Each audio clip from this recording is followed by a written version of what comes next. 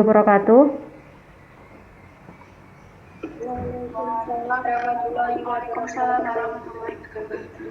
Sehat semua kalian?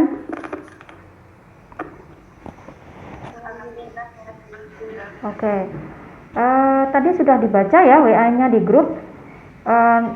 Kira-kira adakah materi yang kemarin sudah disampaikan yang terdahulu dari Bunda Arika atau yang sebelum saya? Nanti silahkan di list karena kaitan dari asuhan persalinan pada bayi baru lahir ini juga nanti tidak bisa di sendiri-sendirikan, maksudnya tetap terkait dari awal sampai dengan akhir.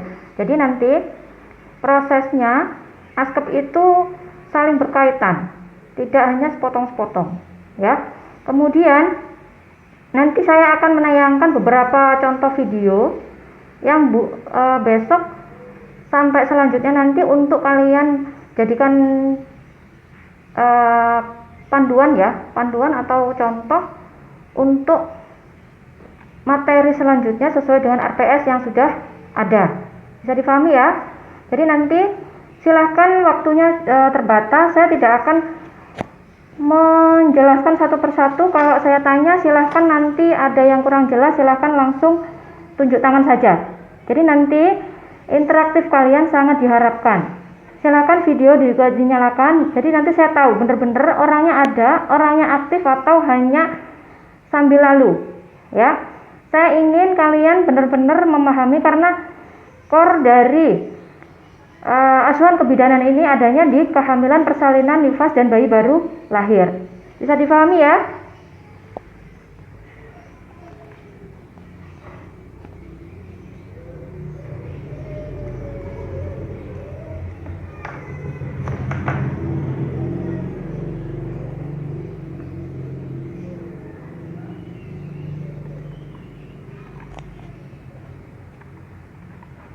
Apakah sudah terlihat?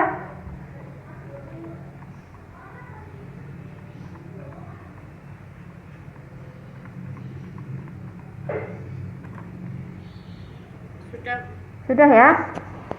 Bismillahirrahmanirrahim. Pertemuan kali ini saya akan menjelaskan ketidaknyamanan yang terjadi pada ibu bersalin, di mana seorang ibu yang bersalin itu taruhannya nyawa. Jadi saya berharap meskipun kalian belum pernah merasakan bagaimana seorang ibu berjihad untuk bersalin, tapi kalian harus punya empati dan simpati.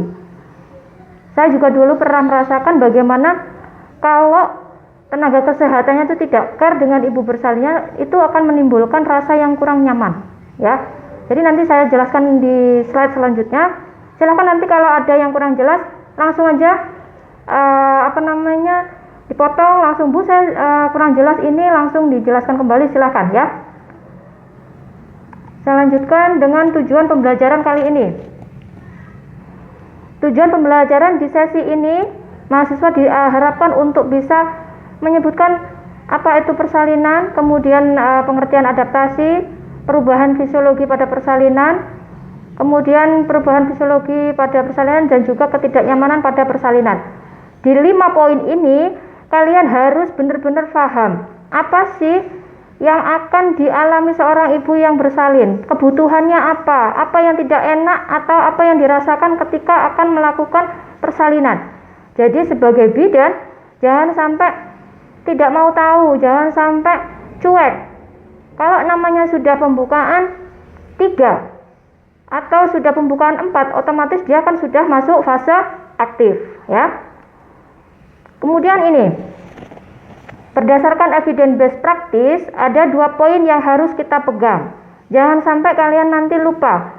The use of evidence based practice can provide appropriate and effective care in pregnancy, childbirth, and postnatal period. Jadi intinya penerapan evidence based practice itu sangat penting. Jadi jangan asal kalian memberikan layanan yang tidak berkualitas sesuai dengan evidence based practice. Silakan kalian searching di jurnal, kemudian di Ovid itu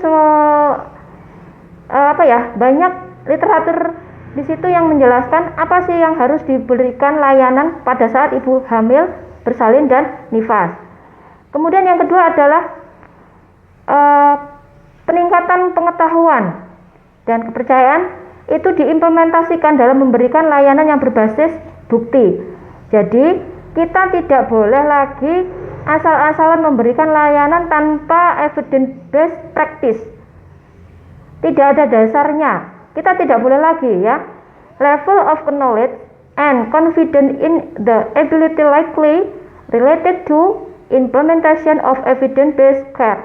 Kalau Anda memberikan layanan yang tidak berbasis bukti, itu akan merugikan siapa? Merugikan klien dan juga Anda sendiri ya. Kita mainnya sekarang berbasis bukti.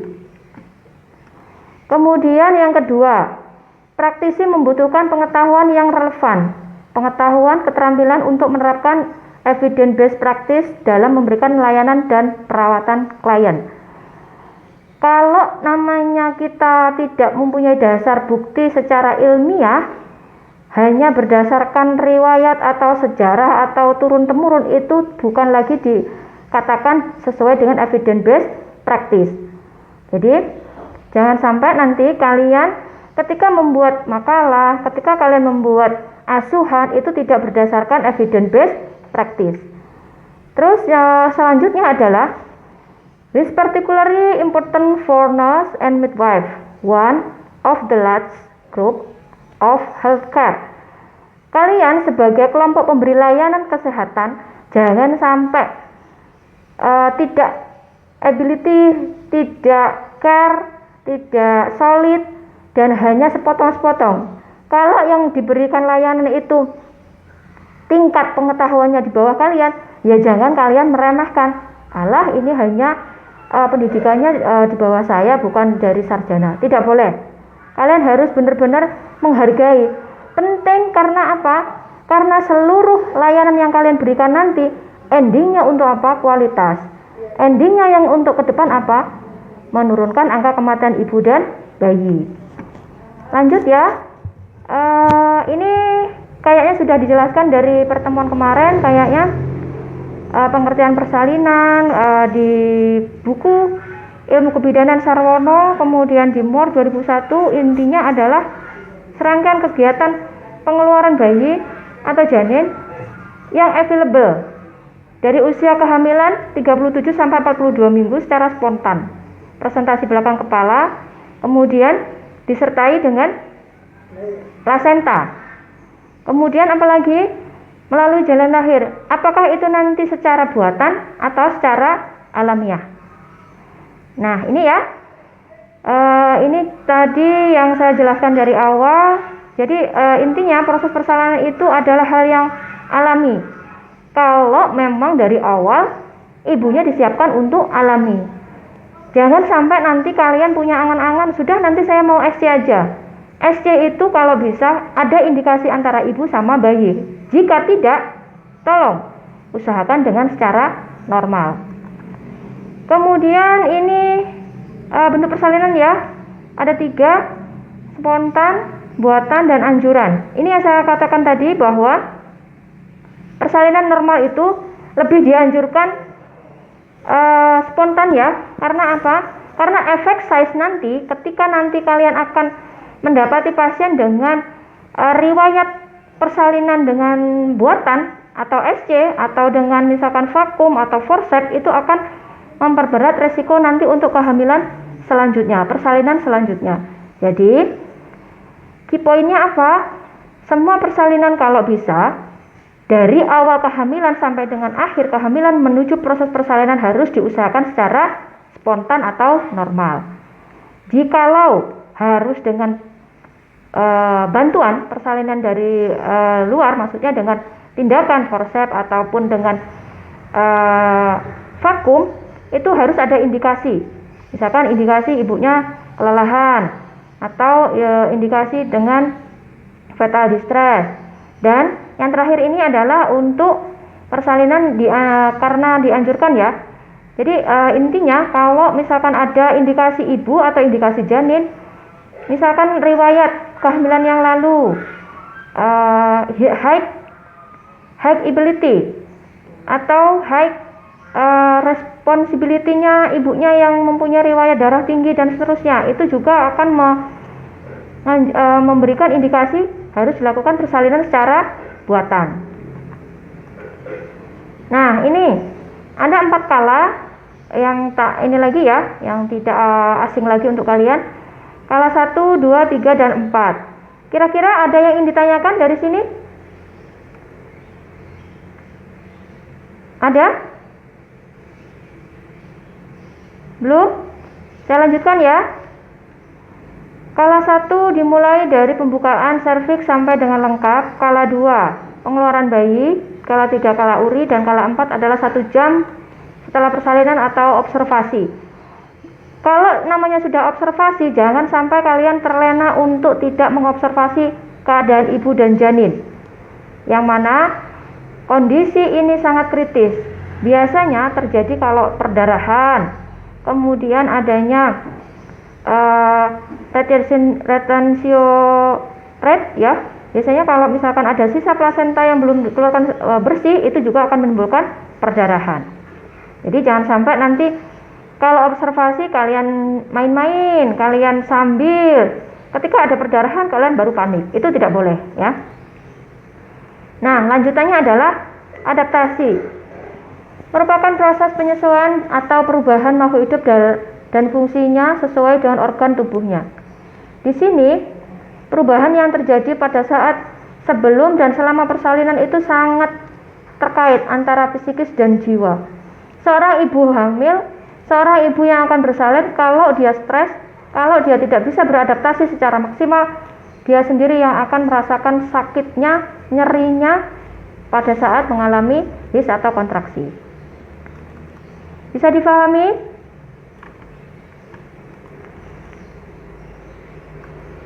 Ada yang ingin didiskusikan? Silahkan. Eka Rizky ada?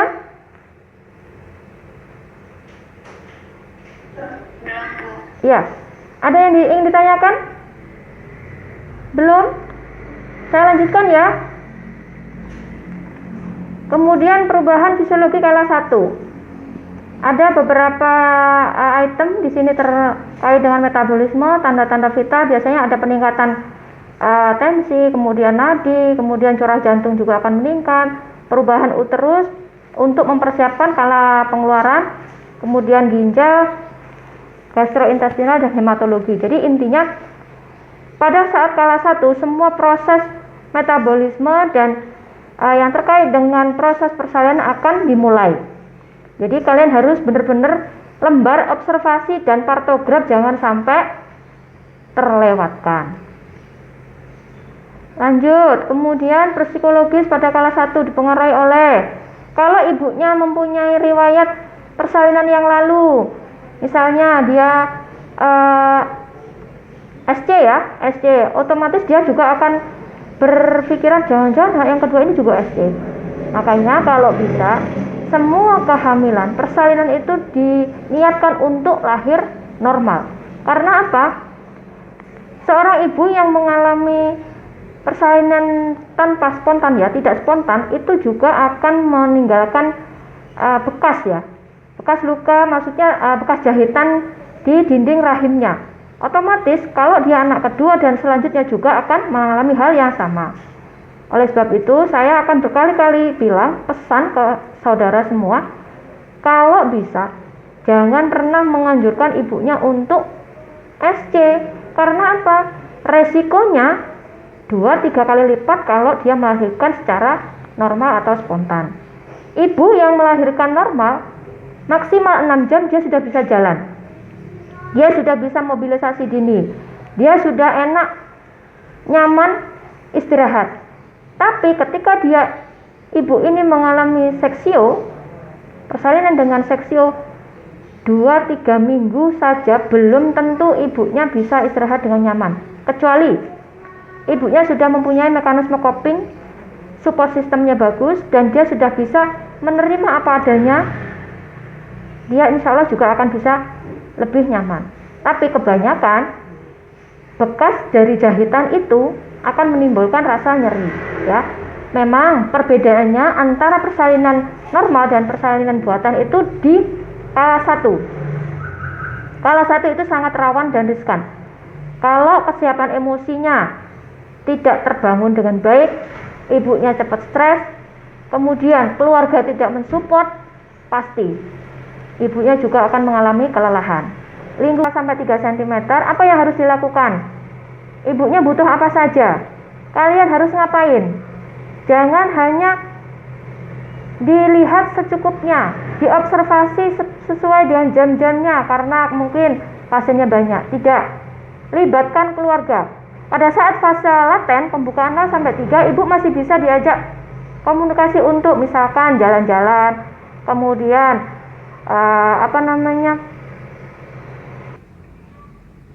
ada yang ingin disampaikan? Ada? Monggo silakan. Ada pendapat? Belum? Pak, permisi Bu. Ya, silakan. Permisi, perkenalkan nama saya Anissa. Oke, saya stop dulu ya.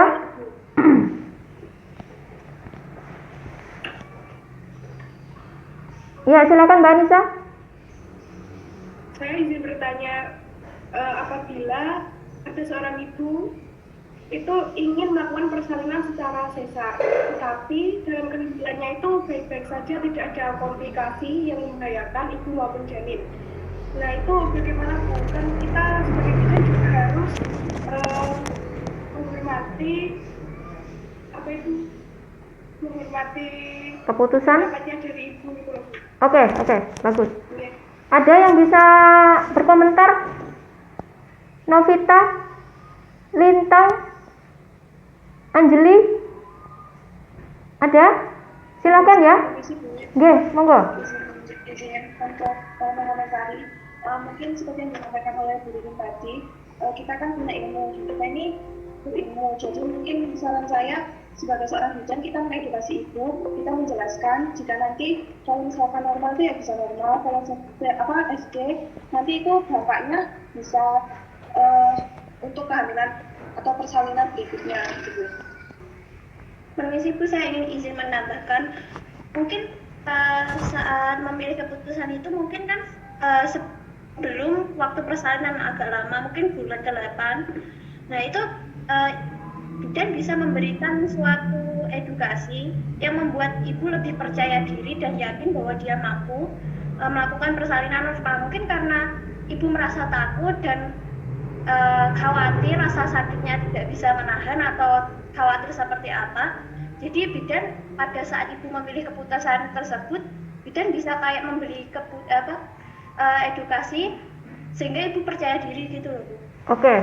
Ada lagi yang mau menambahkan satu lagi? Taniha? Silakan, video dinyalakan ya. Cynthia mungkin? Enggak? Astrid? Anggun?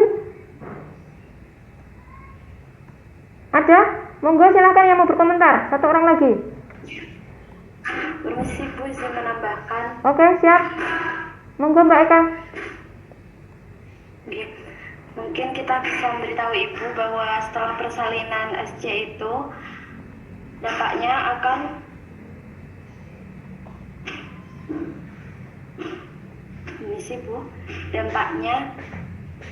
akan berkelanjutan ke persalinan berikutnya, dan juga ibu akan lebih merasakan sakit yang lebih lama daripada persalinan yang normal. Ya, saya simpulkan ya, semua jawaban kalian sudah benar, sudah bagus. Tinggal nanti sesuai yang saya jelaskan tadi, evidence based practice itu yang harus kita pegang. Jadi kalau namanya di jurnal itu dijelaskan bahwa nyeri persalinan akan bisa dirilis, akan bisa dikurangi kalau ibunya siap, kalau ibunya nyaman. Awali dengan tidak senang, stres, pasti nyerinya juga akan bertambah. Makanya saya sepakat bagaimana mengkondisikan ibu nanti care. Jadi kalian tetap harus dari awal kehamilan sampai dengan akhir kehamilan kalian sudah bisa membriefing, menyiapkan.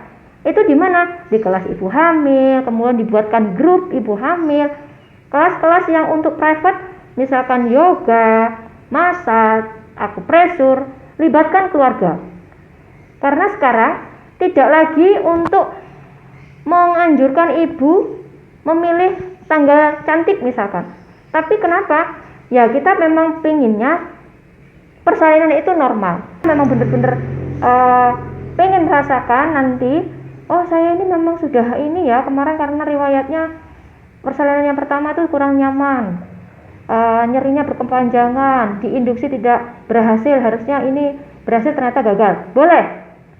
Tapi kalau memang keluarga sudah sepakat dengan konsekuensi, pada saat hamil pertama nanti dia sesar, yang kedua dan selanjutnya itu biasanya juga akan sesar.